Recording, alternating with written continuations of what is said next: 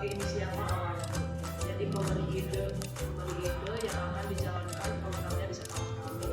Setelah idenya ada, lalu dikolaborasikan juga dengan pembina OSIS, wakasek kesiswaan, lalu mengumpulkan siswa juga mulai dari OSIS, UKS, MPS, lalu ekstrakurikuler yang lain dan kelompok-kelompoknya serta HM dia masing-masing kelas untuk menjalankan program yang akan dijalankan beberapa bulan yang akan datang. Nah, mereka mengeluarkan pendapat-pendapatnya atau melakukan curah pendapat apa yang harus dilakukan mulai dari teknik-tekniknya sampai ke proses yang harus mereka lakukan ke depan. Nah, bagaimana Bu Ai mengatasi tantangan dan kesulitan yang dihadapi? Apakah Bu Ai juga mendapat bantuan dalam menghadapi tantangan tersebut?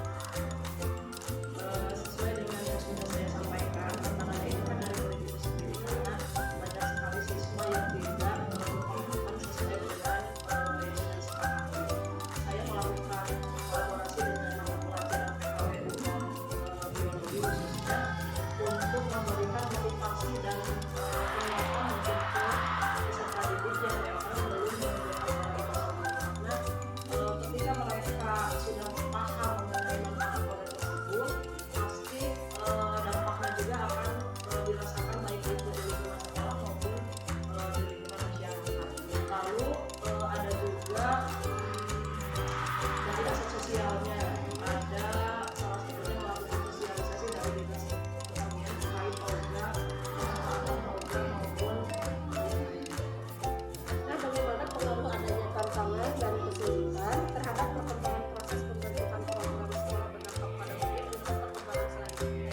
tantangan yang saya hadapi, saya menjadi sama lebih antusias, lebih percaya diri untuk menjalankan program tersebut. Pada dasarnya kan di LMS itu di modul-modul yang sudah dipelajari tersebut memang jangka waktunya selama 1 bulan. Ternyata program yang dijalankan itu lebih dari 1 bulan lamanya karena salah satunya tantangan tersebut kan dimulai dari peserta didiknya yang memang tidak mengumpulkan program utama. Nah, selanjutnya kita akan berdiskusi mengenai implementasi aksi nyata modul genetik 1 dan genetik 2 ya Bu Ai. Bagaimana proses pelaksanaan aksi nyata modul genetik 1 dan genetik 2? Untuk aksi nyata modul genetik 1 dan genetik 2 sudah berjalan dengan sangat lancar. Terkait dengan aksi nyata 3.1 mengenai pengambilan keputusan, alhamdulillah saya sudah menjalankannya dengan rekan guru terkait dengan kasus yang sudah dialami. Pertamanya saya melakukan penjelasan kepada rekan sejawat terkait pengambilan keputusan dan jenjang pembina. Lalu pada saat itu berkaitan dengan kelulusan kelas 3 ya Bu. Jadi ada 2 orang siswa yang memang diambang lantas dapat lagi menjadi dilema sebagai guru pastinya mau meluluskan atau tidak. Nah, saya hadapi harus bisa menyamakan persepsi dengan dan menjawab dalam melakukan pengambilan keputusan. Lalu cara-cara menghadapi tantangan tersebut adalah mencoba memahami dan memberi pemahaman bahwa dalam pengambilan keputusan itu ada tahapan-tahapan yang harus dilakukan. Khususnya keputusan tersebut memang harus berlandaskan berdampak pada murid.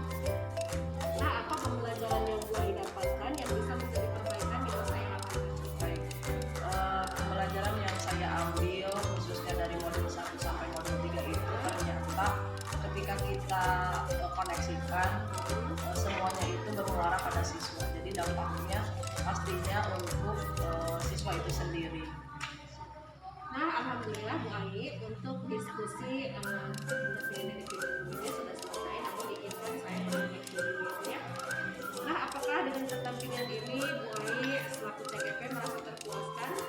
Alhamdulillah dengan pendampingan kali ini saya merasa puas karena ibu juga sudah melakukan sesuai dengan instrumen yang ada, melakukan coaching dengan saya sangat sesuai dengan hal ini. Nah, apakah pendamping dapat mengarahkan CGP ke kegiatan pendampingan lain? Pendamping sangat mengarahkan sesuai dengan instrumen yang ada. Apakah